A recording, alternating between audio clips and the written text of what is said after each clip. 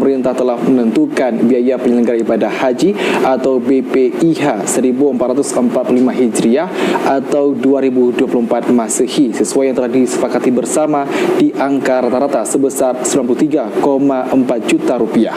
Meski begitu, pihak Kemendag Aceh Jaya hingga saat ini masih menunggu terkait dengan hasil regulasi tersebut.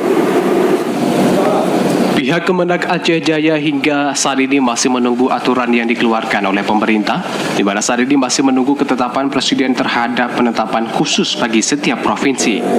Hal ini dikarenakan untuk biaya haji bagi para calon jemaah haji asal Aceh terdapat perubahan dibandingkan dengan biaya haji dari provinsi lainnya di Indonesia. Pelaksana tugas Kasih Haji Kemendag Aceh Jaya Faizin menyampaikan, saat ini pihaknya masih menunggu terhadap kebijakan biaya haji tahun 2024 dari pemerintah pusat terhadap biaya haji yang akan dilakukan oleh para jemaah haji.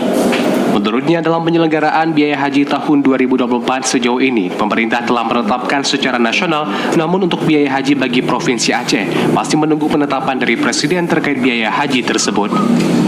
Kita sampai saat ini masih menunggu penetapan Presiden, penetapan secara khusus untuk per provinsi, karena kebiasaan khusus untuk Aceh akan ada perubahan karena mengingat jarak kita yang lebih dekat, biasanya akan ada perbedaan. Provinsi Aceh lebih di bawah daripada 56 juta tersebut. Sampai saat ini, sesuai dengan data yang didapatkan, jumlah calon jamaah haji asal Kabupaten Aceh Jaya sebanyak 43 orang dan sambil menunggu adanya penetapan Presiden. Para calon jamaah haji tahun 2024 diminta untuk segera melakukan pelunasan biaya haji, baik dengan cara menyicil atau setor lunas sesuai dengan ketentuan dan batas waktu yang telah ditetapkan.